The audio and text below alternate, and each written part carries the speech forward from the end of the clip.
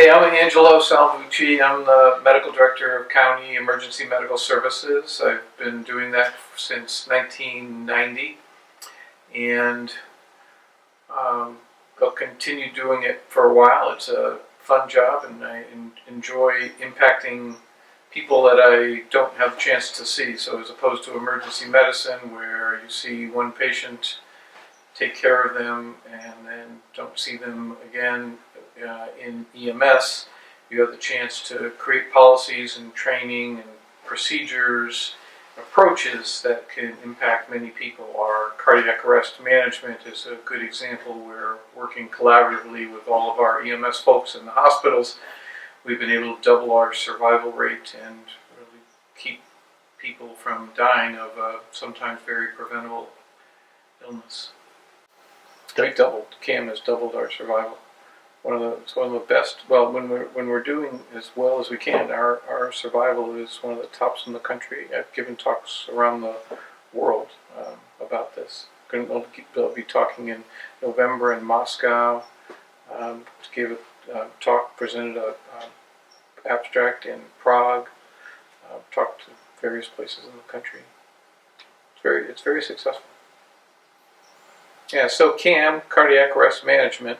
First of all, it gets its name from Cockpit Resource Management, C.R.M, or Crew Resource Management, which is known in the aviation industry as having revolutionized airline safety.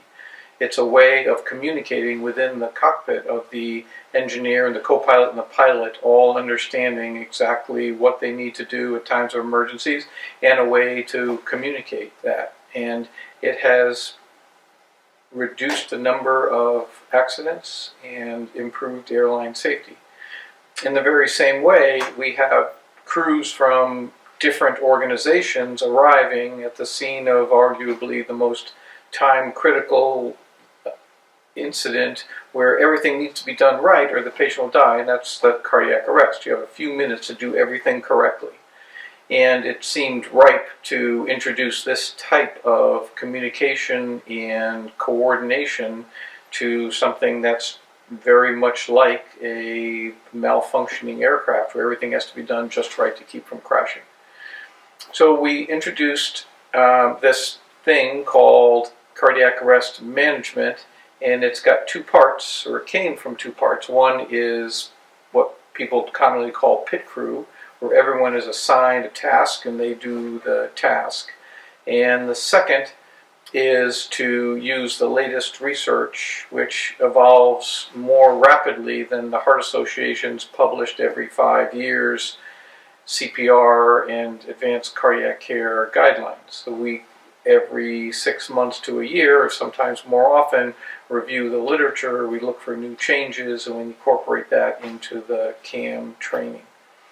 We noticed that in 2011 and 2012, when we joined the National CARES Registry, which looks at, well, now more than half of the country, that our performance, which we thought was great and was okay, was actually below the national average. And looking at doing the same thing with more attention didn't make it better. But when we introduced C.A.M, our survival from the witnessed shockable rhythm, ventricular fibrillation, ventricular tachycardia, and overall survival both shot up by 100%, essentially doubled, and has stayed doubled ever since we introduced the program. So it's a clear and decisive and very successful change in our practice that isn't that hard, because everyone who does it recognizes just how well it works. It's easy to learn. It seems like it's going to work. It does work. The on-scene communications are great. The coordination is great. And then in the end, you realize that you're twice as likely to save somebody's life. Yeah, well, it's great you use that analogy of basics and like tying your shoe. And one of the unfortunate parts of medical training in general and EMS training specifically, but this cuts across all emergency treatment, is that we honestly overemphasize airway, and we especially overemphasize ventilation. And that's been to the detriment of patients for generations. The reason for that is when artificial ventilation was first developed in its modern form was in the early 1960s, and at the very same time, chest compressions were being introduced. And it seemed like a natural marriage of two things, and then a little bit later called CPR. But at the time, the leading cause of people to have cardiac arrest or to be dead was drowning. And for drowning, ventilation, airway and ventilation, is a more important concern than for sudden cardiac arrest.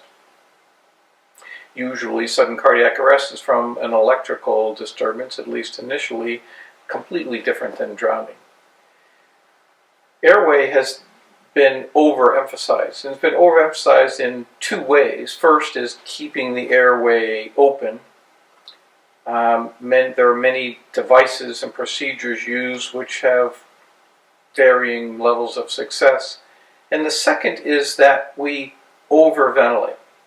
And in the process of overventilating, we create a bunch of different complications. One is and the most serious, when you have a basic airway, something other than an endotracheal tube, is much of the air, more of the air than goes in the trachea, ends up in the stomach.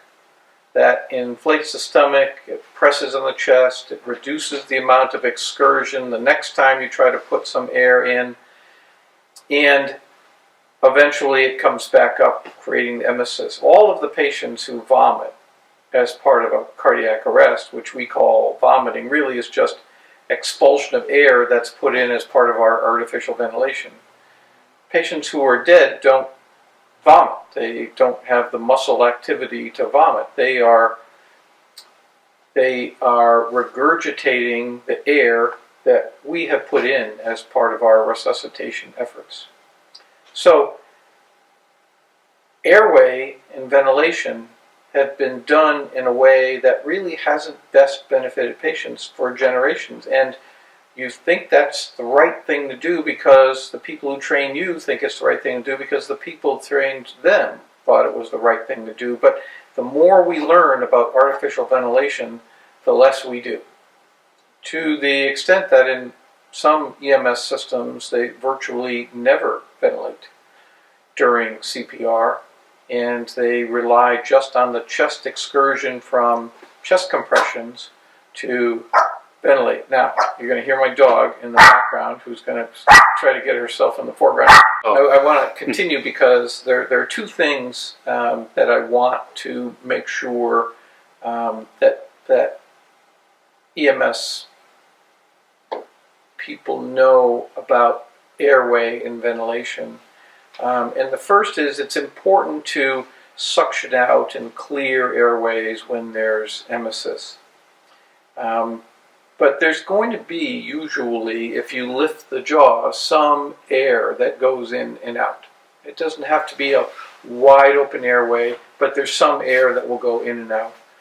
And the second is the amount of ventilation a patient needs, especially a cardiac arrest patient, is very minimal, which is why in C.A.M. we ask that people get little puffs, which is about this much, 100 milliliters every 10th compression. That's hard to do because you've been trained and believe in your head that patients need every molecule of that 1500 cc bag 3 or 4 times as much as they really need. So every 2 or 3 seconds, you're squeezing so much. Half of it goes in the stomach, the other half goes in the lungs.